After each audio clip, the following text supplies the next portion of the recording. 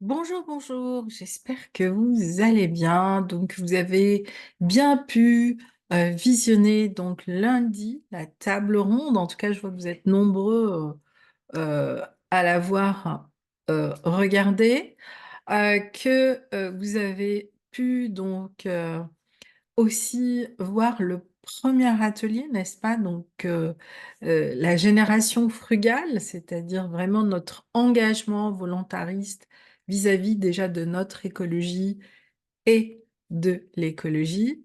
Et donc, aujourd'hui, on va aborder un nouveau chapitre qui est celui des solutions fondées sur la nature. En quoi ça consiste et à quel moment on est connecté au fait à la nature? Par où commence l'histoire finalement? Parce que il y a un début à cette connexion. Le projet n'étant qu'un vecteur, n'étant qu'une expression, n'étant qu'une manifestation de ce que vous souhaitez exprimer, de ce vers quoi vous voulez tendre, de ce que vous êtes venu incarner. Et c'est vraiment important de le prendre dans ce sens-là, parce que c'est dans ce sens-là que la co-création avec le vivant se met en place, que la co-création avec la nature, en fait, prend tout son sens, que la co-création avec la Pachamama, eh bien, crée les harmonies, les couleurs et toutes les merveilles que la nature nous offre au quotidien. Donc, dans un petit moment, donc, je vais passer en partage d'écran. Je vous invite dès à présent à prendre de quoi noter, à faire les exercices. Surtout, surtout, n'hésitez pas à me partager en dessous de cette vidéo, d'accord, dans l'espace commentaires, vos réactions, ce que vous en pensez. Est-ce que vous avez fait les exercices? Est-ce que ça a été simple pour vous? Voilà, vous vous êtes donné ces 5 jours de transformation. Je vous invite vraiment à jouer le jeu parce que vous allez voir que au bout de ce parcours, eh bien, vous aurez déjà des résultats. Et la construction de votre projet éco-responsable et vivant, eh bien, commence par toutes ces étapes. Petit à petit, nous allons avancer et donc dimanche, on parlera vraiment de la structure projet, des idées de projet, etc. Mais déjà, nous allons avancer sur finalement, c'est quoi les solutions fondées sur la nature et comment ces solutions nous aide au quotidien, dans notre vie, dans nos choix et dans notre guidance. Alors aujourd'hui, on va parler des super pouvoirs de l'écosystème, mais aussi de vos super pouvoirs, parce que nous aussi, on a des super pouvoirs. Pour les nouvelles personnes qui nous rejoignent, donc aujourd'hui, je suis Sabrina Benmechori, je suis docteur en écologie, je suis spécialiste dans la gestion des ressources naturelles. L'écologie, je suis tombée dedans à l'âge de 9 ans et j'ai décidé que j'en ferais mon métier et j'ai suivi ma route avec voilà, un véritable objectif qui a été celui d'œuvrer pour la nature. Je suis devenue donc expert international dans la gestion des ressources et surtout dans la création d'outils d'accompagnement des territoires, des entreprises, des entrepreneurs, des grands décideurs dans ce qu'on appelle les programmes environnementaux, c'est-à-dire dans les choix de préservation, de valorisation des ressources naturelles. À ce jour, depuis maintenant donc 35 ans que je fais ce métier, j'ai accompagné plus de 125 programmes et plus de 150 000 entrepreneurs dans 23, je dirais 25 pays. Donc, je travaille actuellement aussi bien pour l'ensemble ou une partie de ces bailleurs de fonds, mais en tout cas, j'ai travaillé avec l'ensemble de ces bailleurs de fonds. Et donc, j'accompagne actuellement de nombreux projets, que ce soit pour l'Union européenne, pour la Banque mondiale, pour le Plan bleu, pour l'UNEP, pour l'AFD, etc. Donc, dans justement, eh bien, comment construire, d'accord, ben, les politiques environnementales à l'horizon 2030, 2035 et bien au-delà. J'accompagne aussi les entrepreneurs à devenir des éco-entrepreneurs dans la création de leurs projets, que ce soit un projet de bien-être, un projet de lodge, un projet de gîte, un projet en thérapie douce, un projet autour des plantes aromatiques et médicinales. Voilà, donc j'ai accompagné différents acteurs, différents entrepreneurs vers l'entrepreneuriat. Aujourd'hui, j'étais invitée donc, par exemple, à parler justement de comment, devenir éco-responsable dans la mode. Il y a quelques années, j'ai accompagné une personne justement à créer, des teintures naturelles, donc tout un programme autour de ça. Donc voilà, donc pour moi, l'éco-responsabilité peut se décliner pour tous les types d'emplois et c'est pour ça qu'aujourd'hui, dans les projets, donc comme c'est ça qui m'intéresse, créer de nombreux projets éco-responsables, eh bien, j'embrasse des filières entières et donc sur un projet, on peut créer des centaines de nouveaux emplois en lien avec la nature, l'écologie et la régénération. Alors, et vous, votre projet, votre vision, quel est l'apprentissage dont vous avez besoin aujourd'hui pour avancer vers votre écologie intérieure et contribuer au monde avec un projet engagé pour la nature, l'écologie, notre planète et surtout notre humanité? Donc hier, on a vu, et si vous ne l'avez pas encore eu le temps, je vous invite vraiment à faire les exercices d'hier, comment construire justement sa vision, comment structurer cet engagement grâce à des outils comme la structuration de la vision, l'analyse du SWOT, le mapping et la vision à 5 ans. Aujourd'hui, on va vraiment travailler sur notre unicité, nos super pouvoirs en lien avec ce qu'on appelle le biomimétisme, la vibration et l'écologie intérieure. Alors d'abord, j'ai envie de dire, en quoi consiste votre projet? Est-ce que vous êtes quelqu'un qui veut travailler avec les animaux? Est-ce que vous êtes quelqu'un qui est dans l'art? Est-ce que vous voulez créer un écologe en forêt? Est-ce que vous voulez créer un spa en pleine nature? Est-ce que vous voulez créer un habitat insolite? Est-ce que vous voulez vous lancer dans l'agroécologie? Est-ce que vous êtes une agence de voyage, une association et bien d'autres?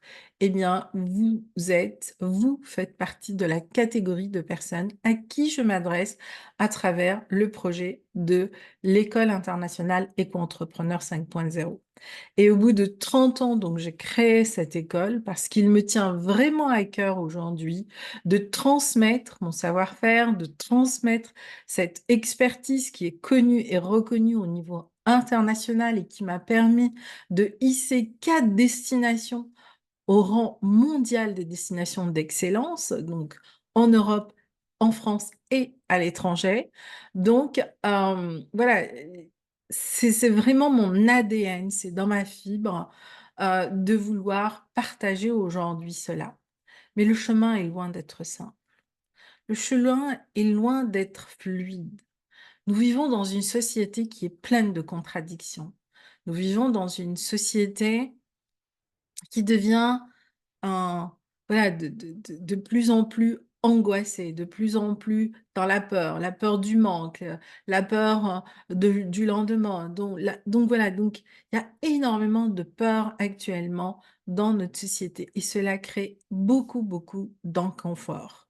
En même temps, eh bien, ce monde, ce nouveau monde auquel nous aspirons, il est en marche. Aujourd'hui, des personnes s'engagent dans le travail sur eux, dans leur développement personnel, dans leur transition de vie.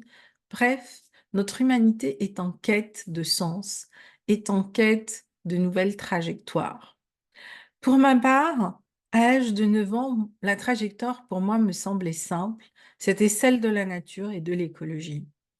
J'ai eu beaucoup de réponses à toutes les questions que je me suis posées tout au long de ces années, à travers mes voyages, à travers les déserts que j'ai parcourus, à travers les peuples autochtones avec qui j'ai pu vivre, à travers toutes ces pauses que j'ai faites dans une oasis, euh, en quête d'absolu, de silence, à travers eh bien, les différentes expériences que j'ai pu entreprendre dans les projets et les programmes que j'ai menés. Et plus que jamais aujourd'hui, je suis à nouveau engagée donc, dans ces projets parce que le réchauffement climatique est une réalité. Je parlerai plus du dérèglement climatique. Le réchauffement climatique est un processus naturel qui existe depuis 4 milliards et demi d'années. Donc, on va plutôt parler de dérèglement climatique, c'est-à-dire l'impact de l'homme sur l'écosystème qui crée ce dérèglement climatique. Je suis très engagée dans les projets de régénération et dans l'accompagnement aussi bien des décideurs que des entrepreneurs dans cette transition écologique et humaine. Et je crois profondément aujourd'hui qu'il n'y aura pas de transition écologique sans transition humaine. Donc, parlons aujourd'hui de l'humain, de tous nos super pouvoirs, de tout ce que nous avons encore à explorer en nous pour pouvoir le valoriser tel que l'on valorise les ressources naturelles et contribuer justement à en faire une forêt, une rivière, un château écologique, une maison, peu importe le rêve que vous portez. Ma première question est, connaissez-vous vos super pouvoirs? Je vous invite donc de vraiment prendre de quoi noter et de noter, et vous pourrez me le partager dans le chat que vous avez en dessous de la vidéo. Quels sont vos 5 super pouvoirs? En tout cas que vous jugez être vous, vos super pouvoirs qui vous différencient de vos frères et sœurs, de votre famille, de l'entreprise où vous travaillez, du monde, de la société dans laquelle nous sommes, où vous êtes. En tout cas, le premier super pouvoir de la nature, celui que nous lui ôtons tous les jours, en agissant, soi-disant en pensant qu'on va la réparer avec tous nos entrants, tout, quand c'est pas des pesticides, en tout cas tout ce qu'on lui met comme ingrédient soi-disant pour la nourrir. Donc là, je parle des sols. Le premier grand super pouvoir de la nature, c'est sa capacité à s'auto-régénérer. Grattez un peu la terre dans votre jardin et vous allez voir pousser plein de fleurs, plein d'espèces qui avaient peut-être même disparu pendant un certain temps de votre région, de votre jardin. C'est vraiment ce qu'elle est venue faire et être. Elle est venue nous apprendre la résilience. Ça, c'est vraiment le métier de la planète. Part d'un désert, on crée une oasis. Il suffit pour cela d'une goutte d'eau, d'une rosée. Il suffit pour cela qu'il y ait une graine. Et il suffit pour cela qu'un petit papillon, c'est-à-dire que la biodiversité, puisse jouer son rôle dans les mouvements au niveau des sols et au niveau des plantes. Or, les amis, la réalité aujourd'hui, pourquoi on est face à cette grande catastrophe, c'est parce qu'aujourd'hui, nous avons détruit 62% de la biodiversité terrestre, c'est-à-dire les insectes, les plantes, mais voilà, tout ce qui vole, etc., etc. Et nous avons détruit, et c'est là où ça fait très mal, 86% de la biodiversité terrestre, marine, surtout depuis que nous avons créé un 7e continent, qui est celui de nos déchets. Et ce 7e continent, il est dans les mers et les océans. Et aujourd'hui, eh bien, notre planète s'asphyxie à cause de tous nos sacs en plastique et autres. Et donc, eh bien, on ne permet plus au reste de l'écosystème de jouer les fonctions organiques qu'il a à faire et donc de nous rendre eh bien, tous les services qu'il est capable de nous rendre. Les solutions fondées sur la nature sont basées sur l'ensemble des services systémiques et fonctionnels de l'écosystème qui lui permettent de créer la biomasse dont nous avons besoin pour respirer, pour boire, pour manger, pour produire. Or, nous, en étant dans des surexploitations, surproductions, etc., eh bien, on a épuisé toutes ces ressources. Mais posons-nous 5 minutes. Beaucoup de personnes aujourd'hui veulent changer de vie parce qu'ils se sentent en burn-out, parce qu'ils se sentent arrivés à faire des choses qui n'ont pas de sens pour eux, parce qu'ils se sentent en dépression et donc ils ont envie de changer.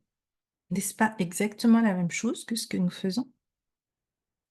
Alors, où est-ce qu'il faut regarder, nous aussi, pour nous auto-régénérer? Parce que nous avons tous et toutes en nous une capacité de résilience extraordinaire. Alors, je vais vous donner un exemple que vous allez aimer, de c'est quoi ces solutions fondées sur la nature. Je vais vous parler d'un animal sacré pour les mers et les océans. Elle est la représentante de la terre-mère, M-E-R-E et M-E-R, à l'échelle de notre planète, la baleine. Les baleines sont aujourd'hui une espèce en voie d'extinction. Les baleines, la vie d'une baleine équivaut à 4 fois la forêt amazonienne. Quel rôle joue une baleine? Les baleines à elles seules, d'accord, dans leur cycle d'alimentation, d'excréments, etc., produisent 50% de l'oxygène de la planète, les baleines. Mais aussi, ils absorbent en plus près de 37 milliards de tonnes de CO2. Les données que je vous dis, c'est vraiment une étude qui a été faite par le FMI il y a quelques années, quand on a commencé à réfléchir, c'est quoi les solutions fondées sur la nature? Et c'est Madame Christine Lagarde qui a mené cette étude et qui avait présenté l'ensemble de ses résultats lors du One Summit Planet. Et je me souviendrai toujours en fait de comment tout le monde s'est waouh, extasié, mais avons-nous vraiment compris l'enjeu? Aujourd'hui, on parle beaucoup de décarbonation. Préservons les baleines, préservons les abeilles, préservons toute cette biodiversité et nous n'aurons plus de problème de décarbonation. C'est le rôle de la biodiversité de jouer ce rôle-là, au fait. 37 milliards de tonnes de CO2, ça équivaut à une quantité de CO2 qui pourrait être capturée par 1700 milliards d'arbres. Enfin, je ne sais pas si vous imaginez les chiffres, soit 4 fois la valeur de la forêt amazonienne. Une baleine. Et pourtant, nous continuons à tuer des baleines dans certaines parties de cette planète. Donc, quand une baleine meurt, c'est-à-dire que jusqu'au bout, une baleine nous rend service, jusqu'au bout, une baleine apporte une valeur inestimable à notre écosystème, lorsqu'elle sombre au fond de l'océan, elle piège à elle seule près de 33 tonnes de CO2, supprimant ainsi le carbone de l'atmosphère pendant des siècles. Donc vous voyez, aujourd'hui, il y a énormément de ce que j'appellerais du greenwashing autour de la décarbonation, de l'éco-responsabilité, alors que ce qui est important, c'est d'agir sur le fond, c'est d'agir non pas sur les effets, mais sur les causes véritables. Et pour pouvoir agir sur ces causes véritables, eh bien, il faut pouvoir se remettre en question sérieusement. Il faudrait peut-être aussi arrêter de regarder à l'extérieur et regarder à l'intérieur. Ça, c'était pour la baleine. Maintenant, je vous donne un chiffre et je vous demande de réfléchir. Que feriez-vous avec 1300 000 milliards de dollars? C'est énorme. D'ailleurs, je vous invite à écrire le chiffre.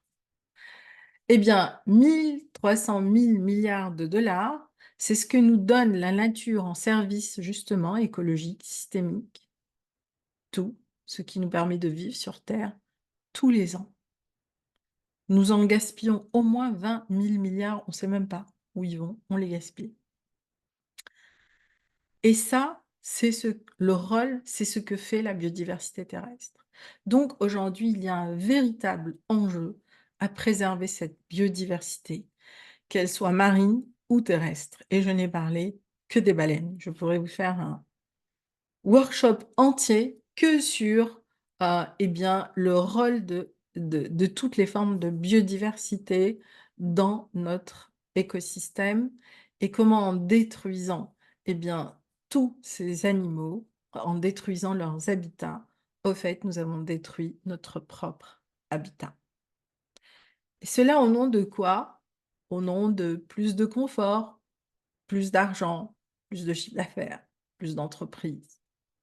Mais que ferons-nous avec tout cet argent si demain, nous ne pouvons plus boire de l'eau potable ou respirer un air respirable ou regarder un beau paysage? Personnellement, je ne souhaite pas vivre dans une planète qui sera défigurée. Mais je crois aussi en la régénération parce que c'est ce que je fais au quotidien. Et au quotidien, je vois tous les jours des miracles se réaliser. Vous grattez la terre et repousse une oasis. Et ça, c'est vraiment l'une des expériences les plus puissantes, c'est la revitalisation des oasis. Et à chaque fois que je vais dans les oasis, je me dis, si on arrive à reconstruire des oasis dans des milieux aussi désertifiés, on devrait pouvoir, chez nous, recréer des oasis partout. Ça devrait être encore beaucoup plus simple, mais ça ne l'est pas autant que ça ne le paraît. Pourtant, les anciens savaient vivre complètement intégrés avec la nature. Comme vous pouvez voir ici, cette image et ce lieu est juste d'une beauté, mais waouh! C'est à chaque fois que je repasse ici, je m'arrête et je me dis: «Waouh!» Ça, c'est vraiment pour moi l'harmonie entre l'homme et la nature et quand cette harmonie, eh bien, elle est équilibrée, bah, comme vous pouvez voir, l'écosystème est beau, heu on est à la fois dans une zone semi-désertique, mais qui ne manque pas d'eau. Et ça, c'est un sage, en fait, c'est un château en architecture de terre, totalement en terre, où, comme vous pouvez le voir, au fait, eh bien, ici, vous avez aussi bien les populations locales, d'accord, qui vivent. Donc, c'est un sable qui est toujours habité. Et ce que vous voyez aussi, bah, ce sont les parties qui étaient réservées aux animaux, à leurs animaux domestiques. Et donc, l'homme et l'animal cohabitaient. Mais l'homme et la nature cohabitaient. L'homme et la terre et la pierre cohabitaient. Et vraiment, quand vous arrivez dans des lieux comme ça, vous vous dites: «Waouh! Pourquoi ils savaient faire cela?» Et c'est peut-être ce que nous avons perdu aujourd'hui dans notre société, ce lien très fort entre nous et la nature. Et pas seulement dans la pensée, mais aussi dans les actes et dans notre façon de vivre. Tout un autre registre. Ici, c'est la Mongolie et au fait, ce que vous voyez là, c'est un ovo, d'accord? Et ça, c'est un totem et donc les Mongols, donc qui sont des nomades, d'accord? Et c'est l'un des derniers peuples cavaliers sur terre, sont très, connectés à, la planète, et avant d'adapter un lieu, avant de s'installer quelque part, eh bien, il construit cet ovo pour demander au lieu, est-ce qu'il les accueille, est-ce qu'il les reçoit et est-ce qu'il est d'accord de les accueillir. Et donc voilà, ça c'est vraiment dédié à la planète Terre. Alors maintenant, on a parlé de l'entrepreneur visionnaire, aujourd'hui j'ai envie de vous parler de l'entrepreneur connecté.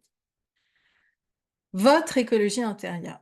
Quels sont les 3 piliers de cette écologie et intérieure? Bah, d'abord, c'est l'ancrage, 2, c'est l'alignement et 3, c'est l'énergie. L'écosystème, pour créer de la biomasse, il a besoin d'énergie. Qu'est-ce qui lui permet de brasser cette énergie? Eh bien, c'est les 4 éléments, c'est les 4 saisons, c'est les 4 intersaisons: l'eau, l'air, la terre et le feu. Exercice. Imaginons que, voilà, vous préparez un événement au sein de votre entreprise et j'aimerais que vous écriviez, ou que vous dé voilà, l'exercice est celui-là. Qu'est-ce que vous aimez le plus faire dans un projet, par exemple? Est-ce que vous aimez, créer l'événement, le contenu, le programme, l'animation? Est-ce que vous préférez la mise en place, l'organisation, la sécurité, les accès, les badges? Est-ce que vous préférez la valorisation de l'événement, les photos, les vidéos, la production, les supports? Est-ce que vous préférez la communication, le timing, la planification, l'organisation? Eh bien, en général, selon ce que vous aimez, si vous êtes dans le premier cas, ben, en général, on est plutôt dominance feu. Dans le deuxième, on est terre. Dans le troisième, on est eau. Et dans le quatrième, on est air. Ce que dit la nature donc de votre projet. La terre, qu'est-ce qu'elle vous apporte? L'élémentaire, il nous apporte l'ancrage, la sérénité, la confiance. La terre se réfère aussi à nos racines, à notre conscience, à notre environnement. Qu'est-ce que nous apporte l'air? L'air, il nous apporte l'analyse, il nous apporte la vision, il nous apporte la hauteur et le discernement. Il se réfère à la psychologie et à la vision. Que nous apporte le feu? Le feu nous apporte l'énergie de création, la détermination, l'engagement, l'action. Il se réfère aussi à notre pépite intrinsèque, à notre unicité et à notre puissance de création que nous apporte l'eau, notre plein potentiel intérieur. C'est 80% de ce plein potentiel puisque nous sommes faits d'eau. À 80%. Il se réfère à notre verbe, à notre communauté, aussi à notre processus d'expansion. Donc, prenez 5 minutes et posez-vous la question, vous faites une pause sur la vidéo. Quel est l'élément qui vous domine? Ou peut-être deux. Mais peut-être mieux que ces éléments aujourd'hui s'équilibrent en vous. Et ce qu'il y a de beau, c'est que, eh bien, tout ça est un cycle. Et le cycle de la régénération et de la résilience du vivant commence par le cycle de l'être, prendre conscience de qui je suis, accueillir les événements, les accepter pour les transmuter et les transformer. Cette transformation, crée une nouvelle énergie en moi que je vais pouvoir expanser. Et c'est cette énergie qui va me permettre, cette expansion, d'aller vers un projet et le construire. Mais le cycle du projet, eh bien, de chaque apprentissage, il va y avoir une construction. Et la déconstruction dans un projet est nécessaire pour l'apprentissage. Plus vous apprendrez à faire de cela juste un cycle de transmutation, plus eh bien, votre projet va pouvoir s'asseoir tout au long des années. Et ce cycle, celui de l'être, de l'énergie et du cycle de vie du projet, est une grande unité qui se traduit à l'échelle des cycles biologiques et des rythmes donc du vivant. Le quatrième point, c'est vraiment apprendre à intégrer les lois du vivant pour rayonner. Et je résumerai ces lois en 2 points.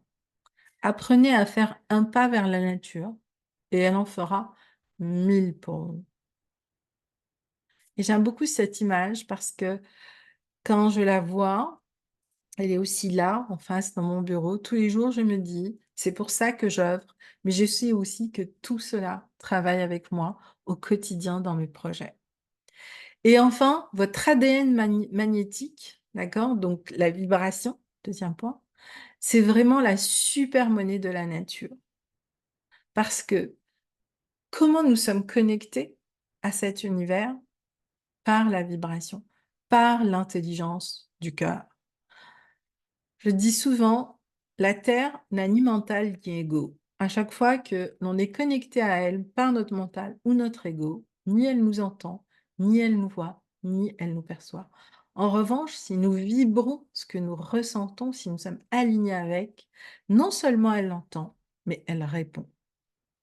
Donc, au final, quelle que soit la forme du projet que cela va prendre, tout commence par nous et particulièrement par notre écologie intérieure. Il est donc important aujourd'hui de changer de conscience. Beaucoup de gens veulent aller vers cette transition, mais ne savent pas par où commencer. En résumé, ces solutions fondées sur la nature nous apprennent d'une certaine manière comment revenir à nos bases et par où commencer. Donc, j'ai un projet. Par où je commence? Eh bien, il est important de commencer par travailler votre vision pour avoir de la clarté.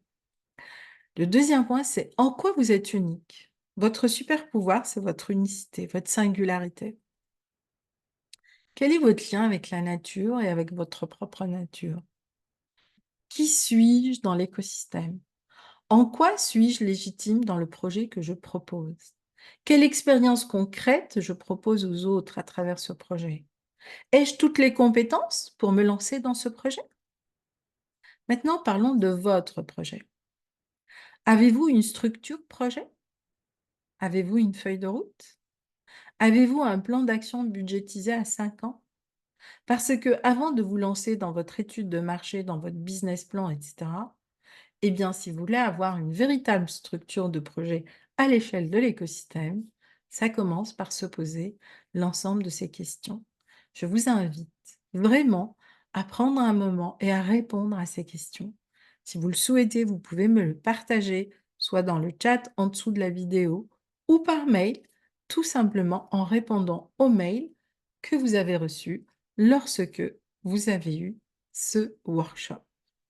Voilà les amis pour aujourd'hui, ce que je voulais vous partager à propos des super pouvoirs de la nature et de comment nous aussi, en nous connectant à la nature, nous pouvons déployer nos super pouvoirs pour nous et pour le monde qui nous entoure.